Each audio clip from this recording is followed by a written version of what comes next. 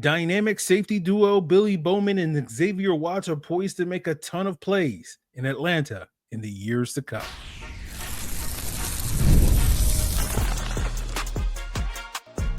You are Locked On Falcons, your daily Atlanta Falcons podcast.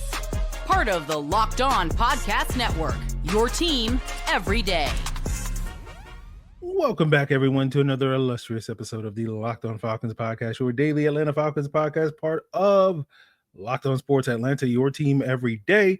And of course, if you do not know me, I'm your very humble host, Aaron Freeman, aka the iron that sharpens the iron, aka the Jolly Green Giant, aka Mr. AKA. And I've been covering the Atlanta Falcons for almost 2 decades, formerly at FalcFans.com, RIP. Still going strong in this illustrious podcast where we're almost up to 15 years of podcasting. And I appreciate each and every one of you that goes strong with me as everydayers. That means you make this podcast your first listen each and every day. And all you have to do to become an everydayer is subscribe or follow for free on YouTube or wherever you listen to podcasts to get the latest episode as soon as it is available. So today's latest episode of Locked On Falcons will be joined by Locked On Irish host Tyler Wojciak to discuss Xavier Watts in more depth. We'll also discuss if Watts's and Billy Bowman's ball hawking, playmaking, interception skills are going to translate to the next level. But let's start talking about sort of my expectations for both of these players. We focus so much on the double dip that the Falcons did in terms of the pass rush in round one so far in these last, 3+ weeks after the draft. And, Watts and Bowman have not gotten nearly as much attention, but that changes starting today with both Xavier Watts and Billy Bowman. Bright things are ahead for both of these guys. Watts, I think the general overview is a very good sort of coverage player, deep, particularly when it comes to deep zone coverage, very productive player. It's kind of just okay at other things like run support, tackling, coverage, sort of man coverage and all that stuff. Bowman, a little bit more versatile, has a very aggressive style of play. Some might call him a guy that may be or may not be prone to cheating. He's not the biggest or longest when it comes to, his size in the secondary. And that could have negative, effects on his ability in run support as well as in man coverage. But I've done a breakdown of Xavier Watts for the Locked On Falcons Insiders. I'm going to be doing one for Billy Bowman by the end of this week, and we'll be doing a full comprehensive breakdown of Xavier Watts on the podcast, probably Sunday night on YouTube and Monday morning on your various audio feeds. So if you can't wait that long, you know what to do. Hit that link in the description below and become a Locked On Falcons Insider, and you'll get access to that stuff immediately. A 14-day free trial, then $4.99 a month if you want to keep going. So the expectation, I think, for both Xavier Watts and Billy Bowman is that both of these guys have the potential to carve out immediate starting roles. That remains to be seen. There'll certainly be some competition this summer. I think both guys are capable of being day one starters for this football team, but even if they're not day one starters, I still think both of these guys, we will see a significant role for both of them this year, even if that's not technically as the sort of starter. Like when we look at Xavier Watts at the safety position, right? He's going to have to unseat Jordan Fuller. Jordan Fuller has 5 years of starting experience at the safety position. That is nothing to sniff at. It's not something that is easily overcome for a rookie like Xavier Watts, even one as advanced as Xavier Watts is. I think back to, not that long ago when the Falcons were regularly using 3 safety looks. You go back to that 2021 season where it started, where the Falcons had 2 starters in Deron Harmon and Eric Harris. But then you also saw a third safety in Jalen Hawkins getting a ton of snaps, roughly 40-50% of the snaps, playing often in that sort of deep role. And I can imagine a similar role for Xavier Watts as that third safety. But if, regardless of who's that second safety next to Jesse Bates, whether it's Watts, whether it's Fuller, I think we're going to see more of an opportunity for whoever that third safety is, than we saw a year ago when Richie Grant was kind of an afterthought. And I think, again, Watts, does his best work as a deep safety. That was his main role at Notre Dame, as we discussed when we were breaking down Benjamin Morrison as a potential cornerback candidate for the Falcons. Notre Dame played a ton of press man coverage and often asked their safeties, in Watts' case especially, to be that sort of single high safety when they would play that cover one press man looks. And Watts, I think, again, is most comfortable in that role. And basically in that role, I think he becomes essentially an enabler for all the cheating and all the non-monogamy that Jesse Bates is going to do at that other safety position. And so I also think Watts playing more of that deep role will help limit Jordan Fuller getting exposed for what I think is his weakness, that deep coverage due to limited speed and range. Basically the idea of the further you are from the line of scrimmage in Jordan Fuller's case, the more of that limited speed and range gets exposed based off of the film study I've seen. So, Watts isn't the fastest guy either, but having watched several of his games in college, that lack of speed didn't really show up as much to being an issue. That was something I went into the film seeing like, is this going to be an issue? And it didn't really show up so far in the film I've watched. I would say he probably has average speed. They do get faster in the NFL, so average is not always great, but we'll see how that goes. So I'm not as concerned about that being an issue for Xavier Watts as I was maybe 3 weeks ago. But, you look at Billy Bowman, very versatile, as I said, does a lot of things well. Is he, jack of all trades, master of none kind of player? I think the expectation is he'll get an opportunity to be a sort of big nickel sort of guy this year as that third safety playing a lot of slot. I think that's kind of what he's valuable, that versatility when we're talking about a big nickel, where we're talking about a dime defender, that 6 DB in the dime defense. That versatility, I think, is a very valuable skill set. It's very similar to the conversations we've had over the years about Richie Grant. And I know, comparing any player to Richie Grant is negative in a lot of Falcon fans' eyes, but, Richie Grant was another player that did a lot of things well coming out of UCF, but wasn't necessarily great at any one thing. But again, I think that's a valuable skill set in the NFL, especially in the secondary. The main issue I think with Richie Grant was that he was a second-round pick, and so expectations were considerably higher for him coming into the league. I know the expectations were that Xavier Watts would be a second-round pick, but he wound up going in the third round. And then, of course, Billy Bowman going in the fourth round. And so I don't think either one of these guys are going to have the same sort of expectations coming in as people had for Richie Grant, and I think if Richie Grant had gone in the third or fourth round, which is where I kind of graded him as a prospect, we would have had a lot less issues with his quote unquote struggles in the NFL. And so, I think, it's going to be kind of ironic because Richie Grant was kind of thrust into being the nickel in his rookie season due to injuries, which was not necessarily the Falcons' plan, but it does seem like the Falcons' plan for Billy Bowman is to try to thrust him into that nickel spot, and we'll see how he performs. Like, I'm not expecting Billy Bowman to rewrite history in terms of nickel cornerbacks. I think he'll be a functional player in that role if he does win that opportunity away from D. Alford and Clark Phillips and whoever else is in the mix. But I still sort of see him more as a stopgap option there. I'm not expecting him to be the long-term nickel for the Falcons, kind of my expectation and hopes, or that he can come in and do something similar to what Tyke Smith did for the Tampa Bay Buccaneers last year as that sort of big nickel, and was solid, but that didn't stop the Bucs from going out this past offseason and feel like they got an upgrade by drafting Jacob Parrish out of Kansas State in the third round. I think Parrish has the potential to usurp Smith in that role. And finding a more talented player, I think long-term is probably the long-term solution. I think Smith was able to benefit and be effective in that Saints defense, the Bucs defense, mostly because of how much the Bucs rely on zone coverage.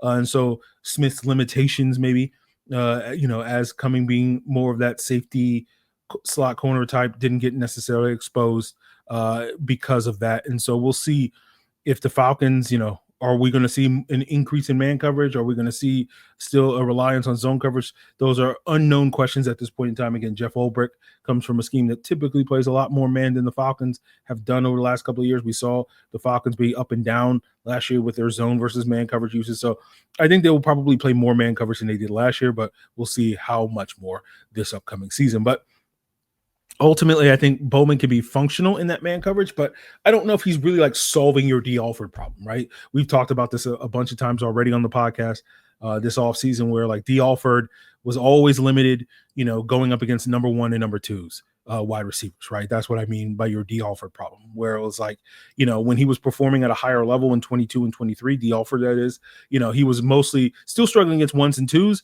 but he was good against number three wide receivers in that role. And then last year, the drop in production was mostly because he still continued to struggle against ones and twos, and he also struggled against the number 3 guys last year. So, I don't know if Bowman's going to come in and lock down the number 1 and number 2 wide receivers. I don't know if he's going to be your solution to the Chris Olave or the Jordan Addison types that have always given D. Alford problems. But I do think he could potentially help solve your Olamide Zaccheaus problem, as we saw Olamide Zaccheaus give D. Alford a ton of problems in that Week 17 game this past year. And so those are the types of players that I expect Billy Bowman to fare better against. And so you're probably asking, because I know, I'm a prophet and I can read your mind, but you're probably asking, Aaron, okay, if you don't see Billy Bowman as the long-term answer at nickel, what is his long-term role? And I think long-term, he's probably your heir apparent to Jesse Bates. I think long-term, I think, we'll see.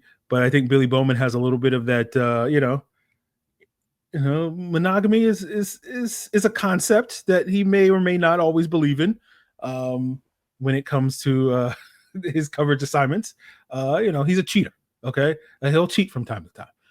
And so, I think that's kind of a similar skill. Now, will he be as good at it as Jesse Bates is? Probably not. Again, you don't expect people to be all pros, or I shouldn't say that.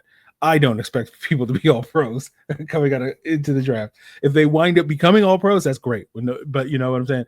You don't often hear me predicting guys to be all pros unless they're otherworldly talented. But I know that, the rest of the Falcons fan base and media thinks a little bit differently. Everybody's an all pro until they prove otherwise, right? Which is why, the Richie Grants of the world happened, because people were like, he's going to be a superstar.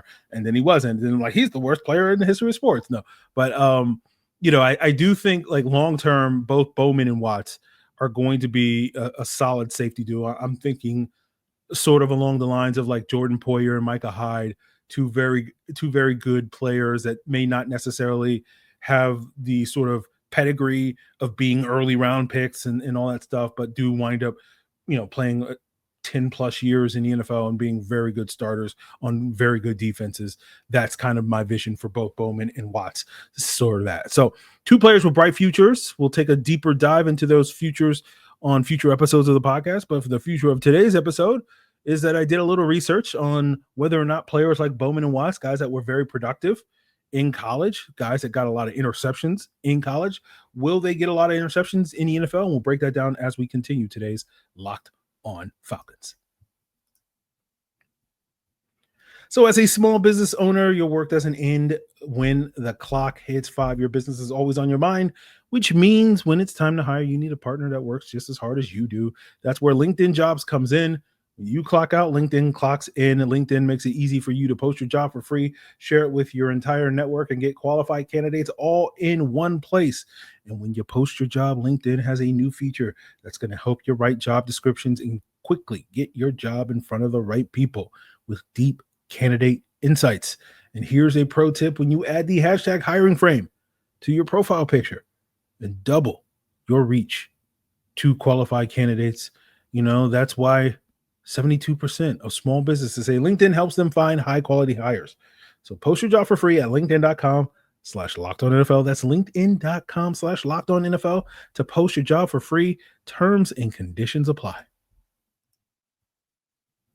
So the question I had is, how much will the production of guys like Xavier Watts and Billy Bowman, who snagged a bunch of interceptions in college, translate to the next level? And I did a very unscientific, quick research project that basically, decided I'm going to do as much research as I can in basically an hour to figure this out. And so the results were, I went to not Pro Football Reference, College Football Reference, to look at the career leaders and interceptions, looking back to all the guys that basically played college football since 2012, so have been in the NFL for basically the last decade, and just cherry picked the guys that were on that list that I recognize as having pro careers. So it was only really about 10 guys, 4 corners, 6 safeties. The most recent one was Emmanuel Forbes, who had 14 interceptions during his years at Mississippi State. The earliest one in the sample was Kevin Byard, who had 19 interceptions during his time at Middle Tennessee. And sort of looking at their interceptions and production or pass breakups, in their NFL careers per coverage snap, and comparing it with the league average from 2024, not the league average over the period of time, but, their there was a slight increase. Like the ball hawking corners in the sample did outperform the average NFL corner on a per snap basis in terms of interceptions and pass breakups, slightly better. And then there was a little bit more of a significant improvement for the safety group compared to the average safety. So basically, roughly last year, your average corner, your average safety played about 260, 270, 280 snaps. So, I think it was 280 for safeties, 260 for corners. So I went with 280 on average last year. And let's say you play 5 years. So, have a decent NFL career. So you play about 1,400 snaps on defense over the course of your NFL career. And basically, if you take these 6 safeties compared to the NFL average, that these guys would probably produce about 1.5 more interceptions across their 5-year career and about 7 more pass breakups than the average NFL safety would. Okay. And then when you look at the corners, it was about half an interception more and about 3.5 more pass breakups than your average corner. So again, there's evidence there that, the production does translate, that, getting interceptions is a skill that does translate from college to the NFL. And again, it's not the most scientific thing. I'm basically cherry picking 10 guys that were very productive in college in terms of interceptions over the past decade and looking at their NFL careers. Former Falcon DeMonte Casey was one of the players in this sample, by the way. We saw that translate to his success in the NFL when he led the NFL, or tied for the lead in NFL interceptions in 2018 here in Atlanta. And so I think when we look at Watts and Bowman, 2 guys who were productive, you can throw Kobe Bryant into this mix because he also was on that list of players in terms of career leaders in the interceptions. I think the expectation should be that their ball hawking skills will translate to the next level. Are they going to get 5 or 6 interceptions every single year? Probably not, but I do think there's enough evidence for me to buy into that it does translate to the next level. And so basically the conclusion is, based off of this very unscientific and very flawed study, was that, guys that are extremely good at taking the ball away in college tend to be better than the average player in the pros at taking the ball away. So those are my thoughts on that. We'll continue talking more about Watts and Bowman, but we'll continue today's podcast talking more about Watts with Tyler Wojciak of Locked On Irish as we continue today's Locked On Falcons.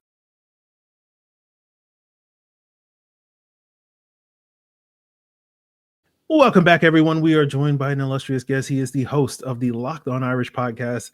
He is Tyler Wojciak, making his triumphant return to the Locked On Falcons podcast.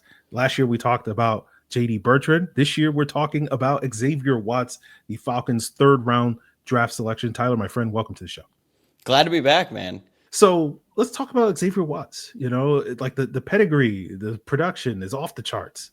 But, let's get your thoughts on it. What are the Falcons getting in Xavier Watts? Look, this might seem hyperbolic, but I think it's going to go down as one of the steals in the draft. The fact that he went in the 3rd round was a bit surprising, but I think the more surprising thing was that he was the 6th safety to be taken in the NFL draft, because I think he has been one of, if not the best safety for the past 2 seasons in college football. Now, obviously, there are going to be some concerns about how his game translates to the NFL. He's not the biggest guy. He's 5'11", 190, or I guess they have him listed as 6 foot. Either way, he's not super tall, doesn't have the longest arms. He ran like a 4.5, 640, which is solid, but it's not going to jump off the page or anything like that. But what is going to jump off the page is his production, and he is going to go down as one of the most productive safeties in the history of Notre Dame, and he is just so good. And you think about some other safeties that Notre Dame has produced: Kyle Hamilton, Harrison Smith. In terms of college career, I think that Xavier Watts had a better college career than both of those guys, and that's one future Hall of Famer potentially, and then we'll see what happens with Kyle Hamilton. But he was that good in college, and I think that his game will translate to the NFL, and he's going to be a big-time hit for the Falcons. Well, you mentioned this Notre Dame legacy, and it's like you got Kyle Hamilton, you got Harrison Smith, but Julian Love's doing all right. Alohi Gilman's doing all right. I know they have a freshman All-American in Adon Schuler that's probably the next in line. And of course, my personal favorite of the Notre Dame legacy safeties is Tom Zibikowski. Yeah. Like, what is it about these Notre Dame safeties that seems to translate so well to the NFL these last few decades? I'm honestly not sure, because it's really gone through multiple regimes. Like Harrison Smith played for Charlie Weiss and Brian Kelly. Kyle Hamilton was a Brian Kelly guy. Same with Alohi Gilman. Different defensive backs coaches along the way. And then Julian Love was actually a cornerback when he was in college, then made the transition to safety once he was in the pros. And his career really took off once he made that move. I thought he could win the Jim Thorpe Award when he was in college as a cornerback. And I was kind of surprised that they decided to do that, but it's ultimately worked out well for him. So you're right. Given the track record, I feel like Xavier Watts is even more likely to hit for the Falcons. Yeah. I've always sort of seen safety as a neck up position, and given Notre Dame's track record with the academics, they're getting pretty smart guys to play that position, and also guys that aren't necessarily slouches in the athletic department. So it feels like a great combination of smarts and athleticism with these guys as they make the transition. But you talk about sort of his legacy, the most interceptions in major college football the last 2 years, an instinctual playmaker, multiple interception yards, two-time team captain, has that background as a wide receiver, seemingly a guy that knows when he gets the ball in his hands, able to make the plays. You talk about the discipline and the smarts and the toughness. I believe he only had one penalty across his collegiate career. So like, I'm basically asking you, Tyler, is there any weaknesses when it comes to Xavier Watts when you look at that sort of resume and profile? So I think there is a weakness. Now, I also think it got a little overblown in the draft. He does have some missed tackles. He had 13 missed tackles last season, according to Pro Football Focus. But it's also a situation where he was always around the ball, and he was out in the field every play. Like, he never came off the field. He led Notre Dame's defense in snaps. They played 16 games. He was able to stay healthy. So he was around the ball all the time. And I feel like when you have so many opportunities to make a tackle, you're going to miss some of them. And he definitely did at different points, but he's a very physical player. And after his incredible junior year, and it really took everyone by surprise, like he makes the transition from wide receiver to safety, and he played a little bit of linebacker in there as well. But he really comes on the scene in 2023, leads the nation in interceptions with 7. And at that point, I thought, well, I mean, he's probably going to go to the NFL, because how do you follow that up? Like, how do you follow up a season in which you have 7 interceptions? He was a Jim Thorpe Award finalist, but he decided to come back. And I think a big part of that is because he was projected to be like 4th, maybe 5th round pick. And then Al Golden, who was a defensive coordinator at Notre Dame at the time, who is now the defensive coordinator for the Bengals, was like, this is what you can improve upon. And the number one thing was tackling. And he delivered. So during his season in 2023, he had 52 total tackles that year. In 2024, his last year, that number went up to 82. He also added another tackle for loss, and I think his missed tackle percentage went down. So I would say that when he goes to the NFL, there's probably going to be a little bit of an adjustment. Tackling those type of ball carriers, he's going to miss a few, but I think he's already shown that if he has a weakness, he's going to attack it and get better at it quickly. Yeah, and I think that leads to sort of my next question for you. When you go back to that 2023 season, coming off the heels of, Kyle Hamilton's success at Notre Dame, and sort of that, I believe, and you can correct me if I'm wrong, Tyler, that 2023 season was his first full-time season as a starter. And like, he was named a captain that year. And it feels like, and going back and looking at the Notre Dame roster that year, it feels like almost like all 11 guys on that defense are basically currently in the NFL. But to me, that makes the fact that Xavier Watts, sort of quickly emerged as a captain, that stands out. And so what do you think are some of the things that allows him to sort of stand out as a leader, even though he wasn't necessarily this fully established guy at that point? I mean, I'm not sure there's a more team first player in the world than Xavier Watts. And you think about the state of college football today, right? Guys aren't getting playing time. They leave almost immediately. Like, they're always looking for that next opportunity. And when Xavier Watts started college, he was a low 3-star wide receiver from Nebraska. He did not come with much hype. So he plays wide receiver his freshman year, but really he was more of a factor on special teams. And he was on kickoff team. I think he was on punt team too. And he had a couple tackles, and you're like, wait a second, who's that freshman wide receiver out there making just very physical plays? So then they decided to switch him over to the defense. And that move alone could turn off a lot of players around the country. That was not the case, but they couldn't really figure out what position they wanted him to play. They kind of experimented with him at outside linebacker, but he probably wasn't big enough to do that. And then they moved him to safety. And while he was kind of getting acclimated to playing safety, they actually had to move him back to wide receiver for like a few practices because they were so thin at that position. And then he didn't hang his head. He did what the coaches asked him to do. And then they're like, you know what? We shouldn't do this because he has a potential to be a really good safety. So then they moved him back. So that's all kinds of movement for a player.